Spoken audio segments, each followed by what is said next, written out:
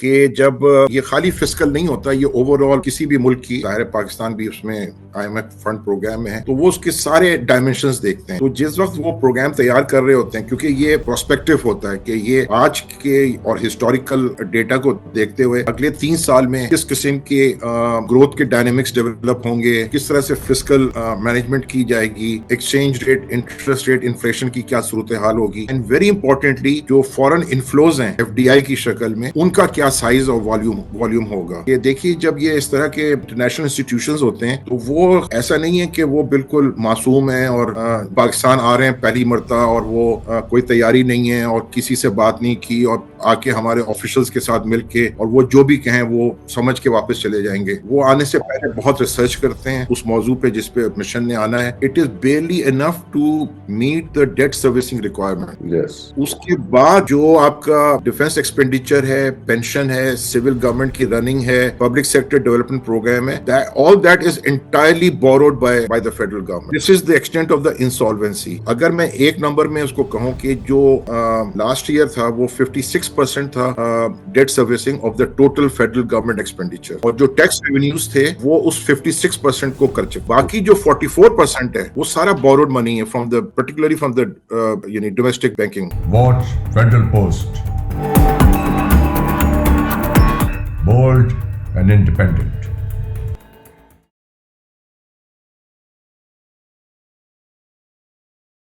السلام علیکم، میں ہوں حسن ظفر. یہ ہے پروگرام ٹاکنگ پالیٹکس. ہمارے ساتھ موجود ہیں ڈاکٹر محمد احمد زبیر صاحب، ہی از این اکانومسٹ. ان سے آج بات کریں گے. آئی ایم ایف کا وفد پاکستان میں موجود ہے، 3 رکنی وفد. 6 تاریخ کو آیا تھا، 14 تاریخ کو انہوں جانا ہے. تو اس کے اوپر گفتگو کرتے ہیں. بہت بہت شکریہ ڈاکٹر صاحب جوائن کرنے کے لیے. جی بہت شکریہ. السلام علیکم آپ کو اور آپ کے ناظرین کو.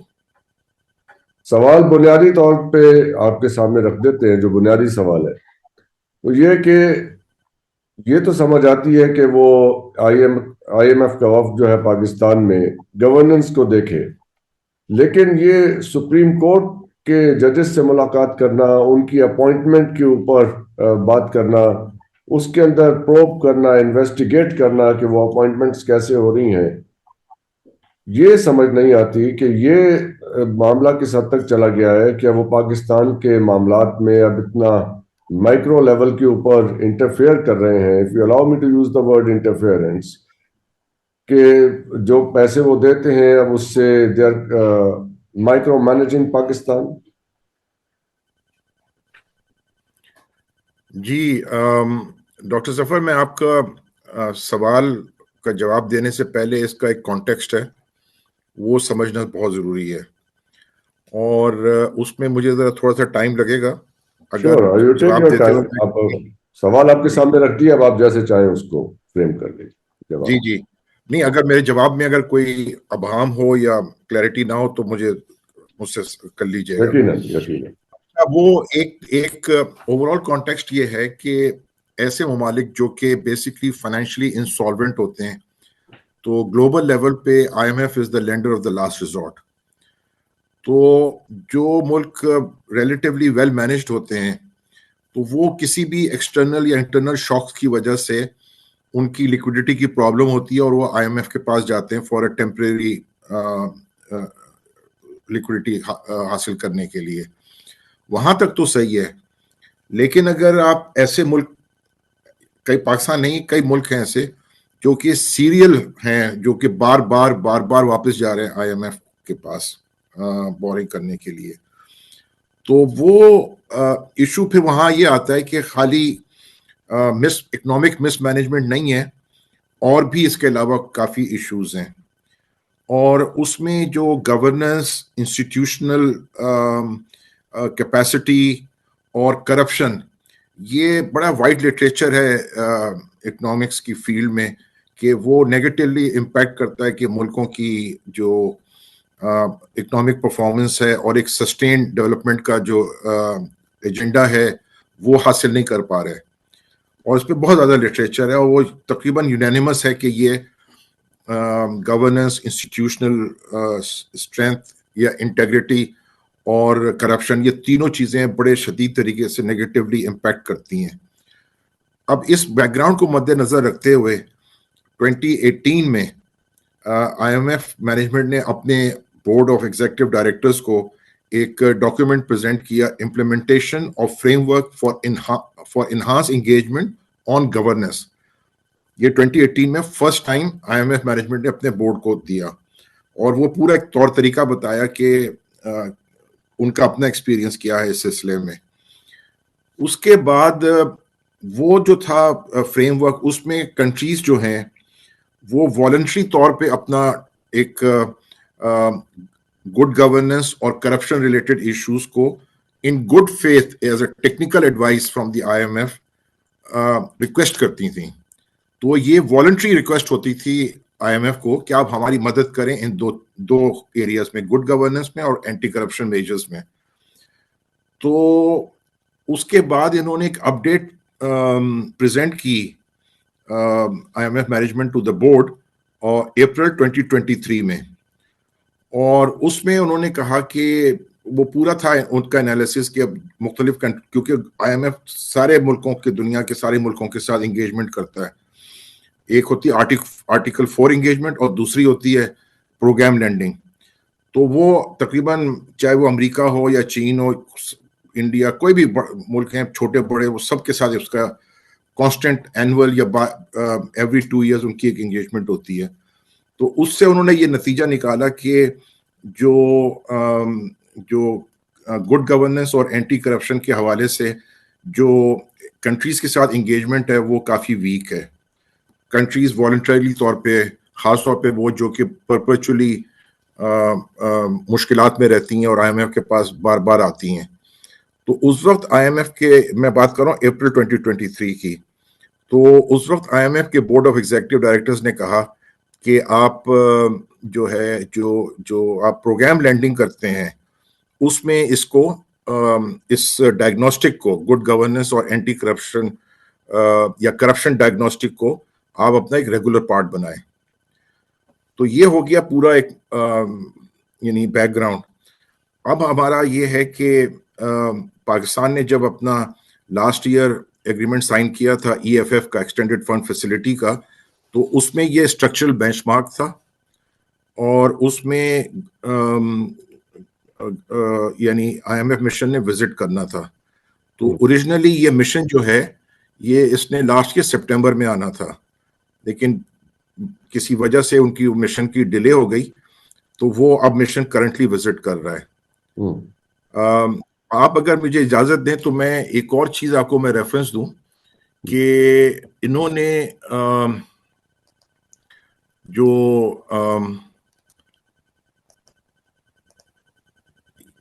ये जो गुड गवर्नेंस और करप्शन डायग्नोस्टिक जिसे इनका वो है, तो इसकी एक टेम्पलेट है और उस टेम्पलेट के अंदर सारी गाइडलाइंस दी हुई हैं कि कौन से एरियाज को कवर करेंगे। तो ये IMF बोर्ड पॉलिसी के तहत 6 जो स्टेट फंक्शंस हैं गुड गवर्नेंस के, उन्होंने उसको आइडेंटिफाई किया है।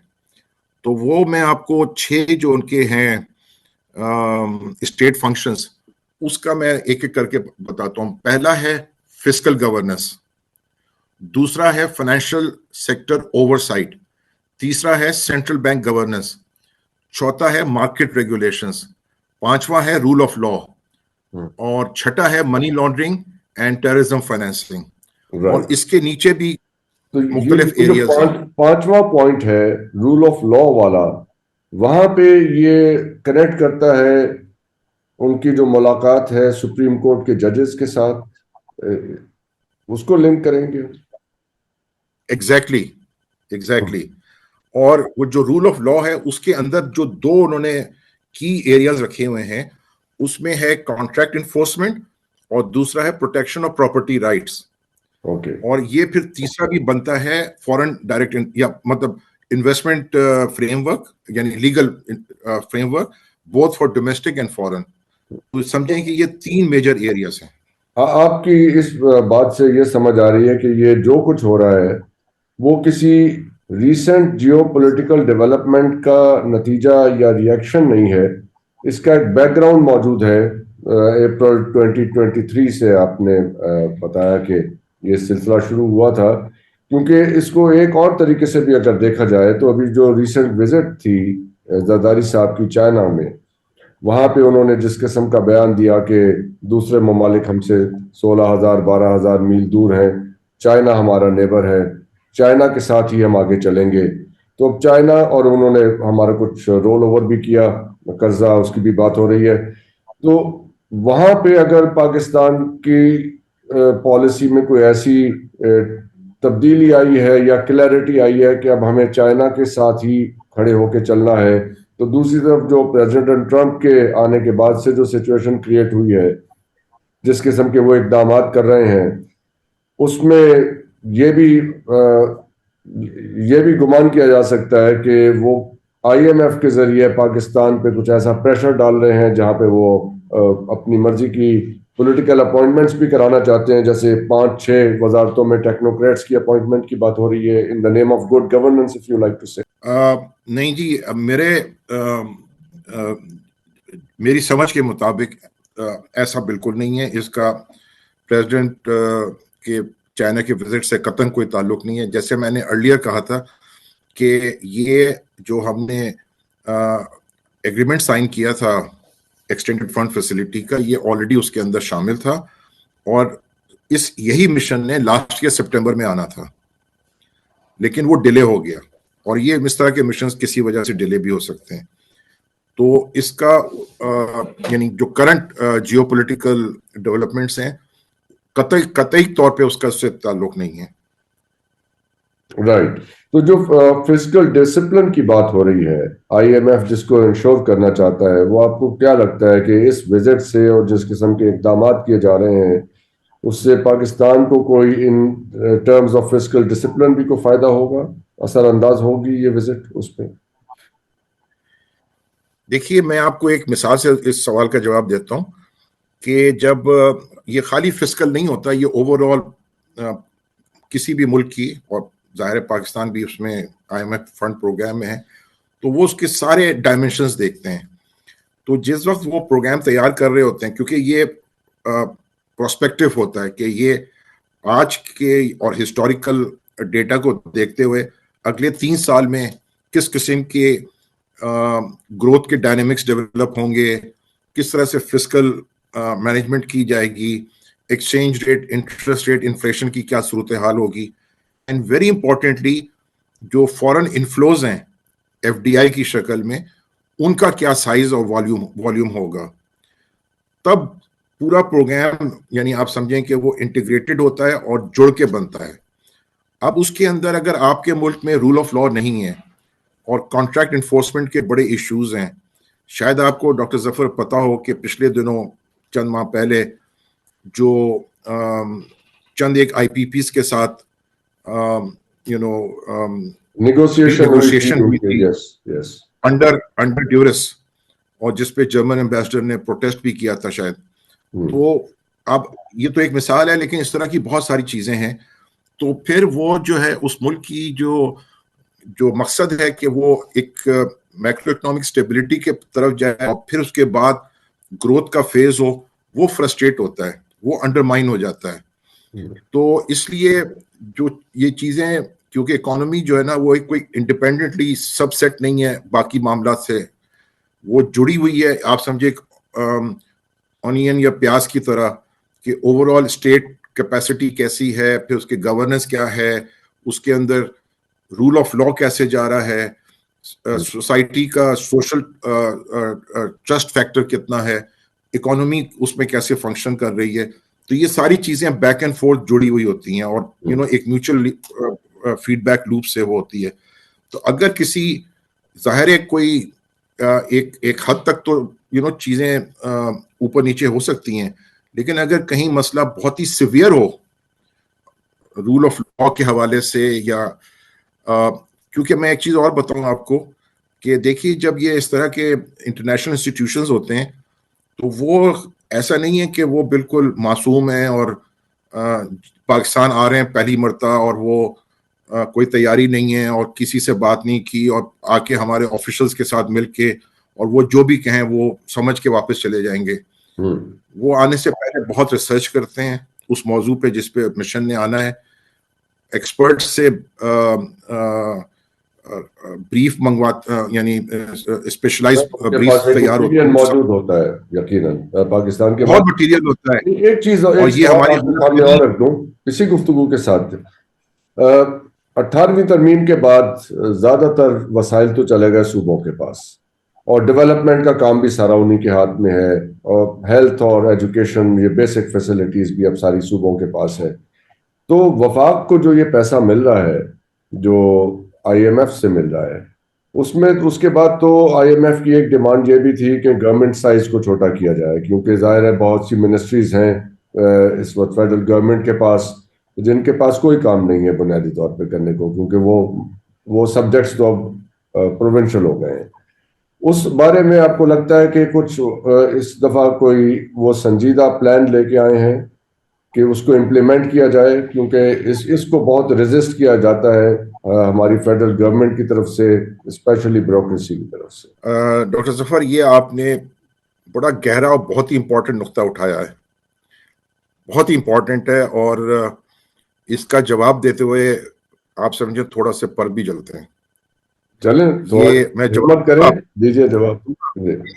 जवाब दूंगा मैं, लेकिन मैं पहले से एक वर्ड ऑफ कॉशन के तौर पे मैं उसको हाईलाइट कर रहा हूं कि देखिए 2010 में जब ये 7th NFC अवार्ड और 18th अमेंडमेंट हुई थी, तो 7th NFC अवार्ड जो था उस वक्त प्रोविंशियल जो शेयर था डिविजिबल पूल से वो 42% था, और 7th NFC अवार्ड में 2010 में वो 57.5 या 58% चला गया, यक 10 परसेंटेज पॉइंट का शिफ्ट हुआ टू द प्रोविंसेस।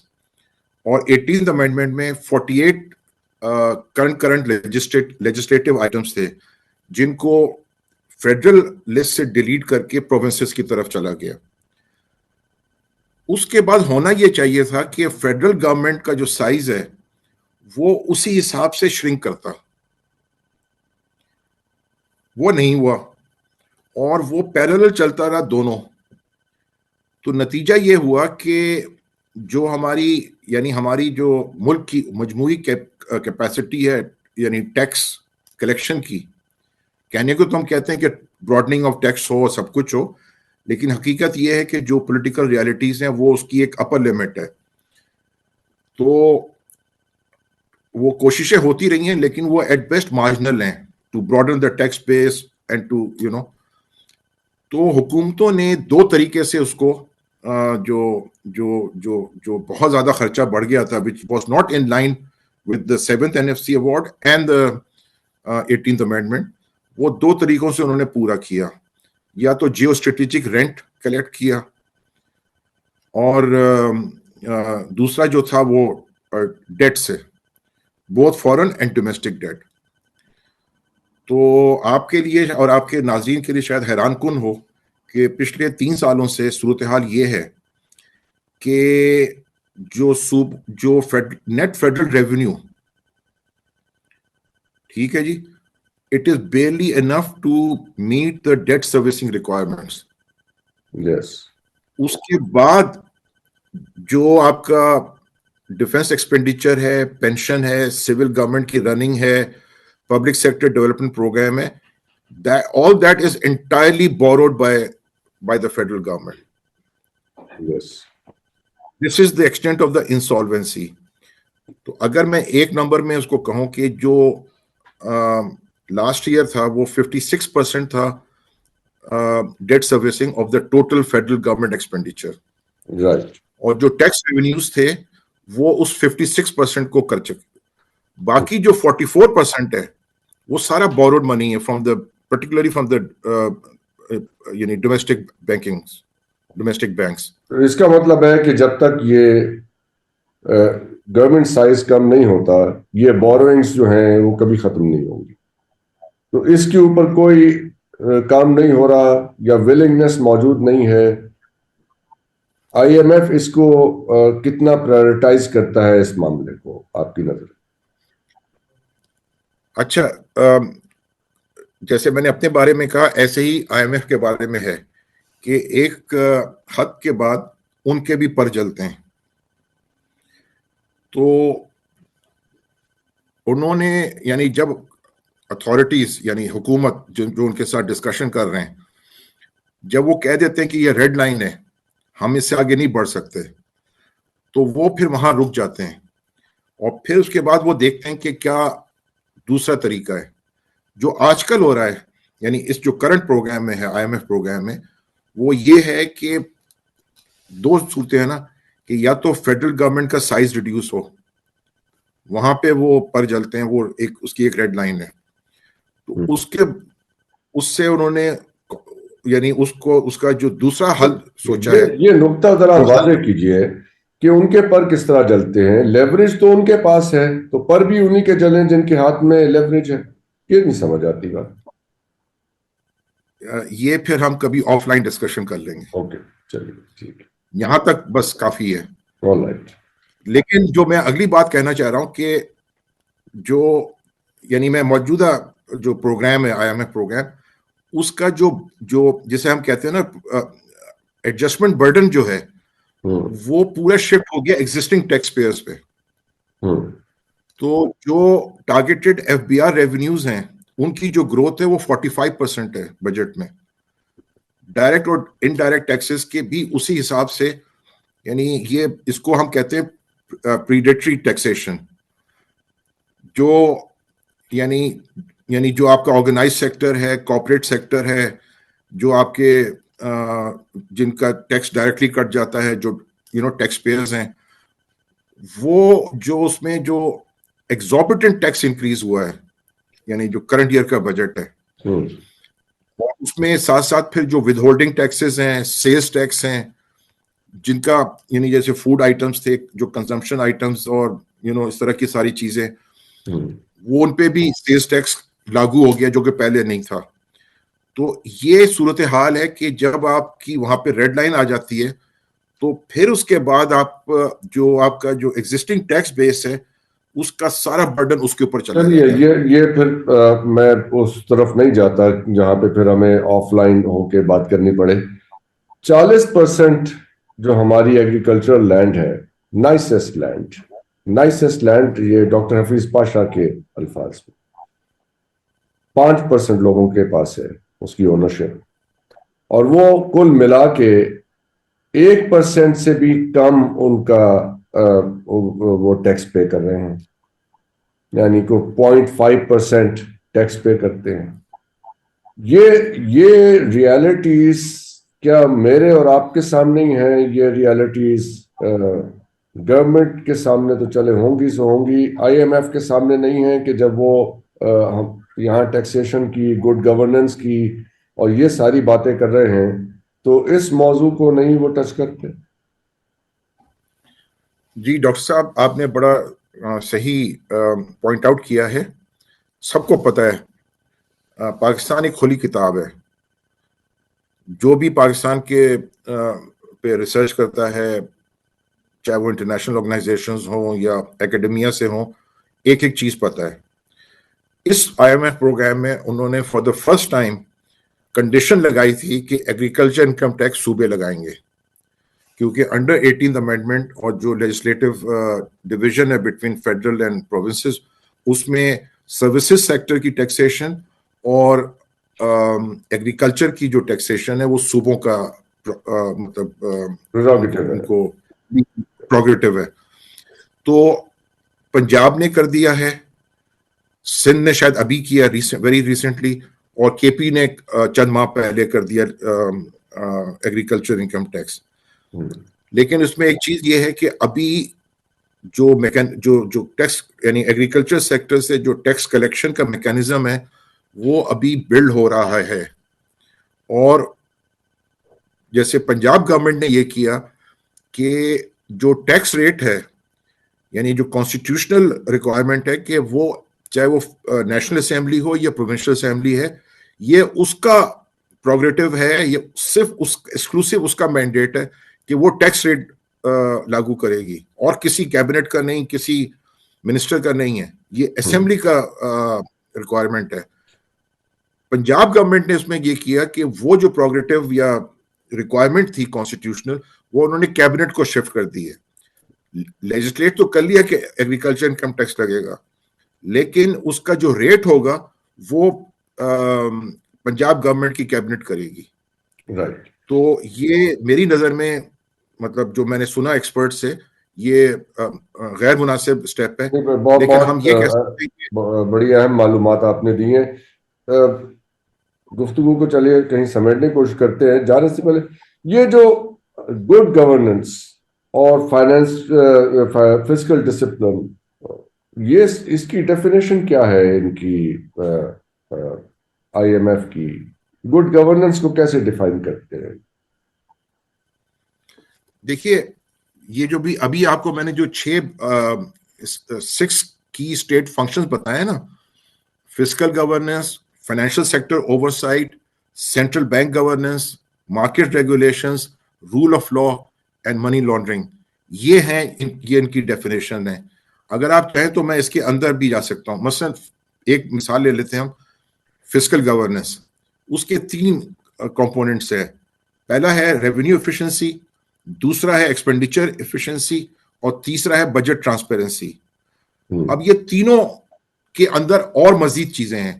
اس کی ایک مثال دے دیتا ہوں, اور کہ under I M F program it was a requirement کہ entire federal government, president, prime minister, ministers and bureaucracy, both civil and military, ان کا جو ہے وہ ویلتھ اسٹیٹمنٹ, ٹیکس ریٹرنز, وہ ایک ڈیزگنیٹڈ ویب سائٹ پہ ہوں گی اویلیبل, مطلب پبلکلی اویلیبل.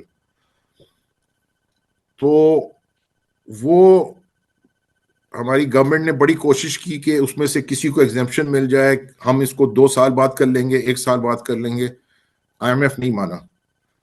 تو یہ ہے وہ چیز جس کو یعنی گورننس کے حوالے سے ہم کہتے ہیں کہ جو آپ کے جو ایڈوانس اکانومیز ہیں وہاں پر یہ چیزیں, اس طرح کی جو انفارمیشن ہے وہ پبلکلی اویلیبل ہوتی ہے. لیکن ہم ابھی اسٹرگل کر رہے ہیں کہ اس قسم کی ٹرانسپیرنسی اور رائٹ ٹو انفارمیشن جو ہے پبلک کو وہ مل سکے. کیونکہ جب آپ ڈکلیئر کریں گے اپنا ویلتھ اسٹیٹمنٹ اور ٹیکس ریٹرنز اور سب کچھ, اور پھر اس کے بعد اس کی جو ڈیویشن ہوگی اس میں سے اگر کوئی ڈسکور, تو پھر اس کی آگے کرمنل پروسیکیوشن اور یہ وہ, تو یہ پھر وہ اینٹی کرپشن والی سائٹ پہ چلا جاتا ہے. رائٹ. تو آپ کو لگتا ہے کہ یہ جو ابھی ایک خبر گرم ہے فیڈرل کیپٹل میں کہ کیبنٹ میں 5 منسٹرز کو چینج کیا جا رہا ہے, ممکن ہے 6, اور وہاں ٹیکنوکریٹس لائے جا رہے ہیں, تو یہ آئی ایم ایف کی کسی ایڈوائس کے اوپر یا ڈیمانڈ کے اوپر ایسا کیا جا رہا ہے in the name of good governance?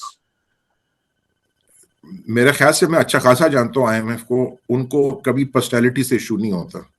مطلب پرفارمنس سے تو ہوگا نا. اگر ان کی منسٹریز میں چلے, جیسے ٹریڈ اینڈ کامرس کی منسٹری ہے, بورڈ آف انویسٹمنٹ کے چیئرمین ہے, ایسی جگہوں پہ جہاں پہ فائنینشیل ڈیسیجنز ہونے ہیں, ان منسٹریز میں اگر پرفارمنس نہیں ٹھیک آ رہی ایگزسٹنگ انڈیویجولس کی, تو پھر ان کو ریپلیس کرنے کی یا ان کی طرف سے کوئی تجاویز ہوں, کچھ نام دیے گئے ہوں. Do you think is that possible?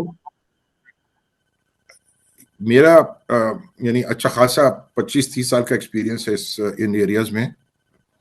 میرے پاس کوئی ڈائریکٹ انفارمیشن نہیں ہے کہ ایسا کچھ ہو رہا ہے. جسٹ این اسسمنٹ یہاں تک بیسڈ آن یور انڈرسٹینڈنگ. نہیں دیکھیے وہ یعنی اس کا جو مطلب جو ایک رسپانسبل رسپانس ہے وہ یہ ہے کہ میرے پاس ابھی کوئی ایسی ڈائریکٹ انفارمیشن نہیں ہے جس کے بیس پہ میں آپ کی بات کو ویلیڈیٹ کر سکوں. رائٹ. چلیے بہت بہت شکریہ. اور باقی باتیں ہم آف لائن کر لیں گے, جو باتیں یہاں پہ نہیں ہو سکیں. آپ لوگوں کے دیکھنے کا شکریہ. خدا حافظ. پاکستان زندہ باد. خدا حافظ.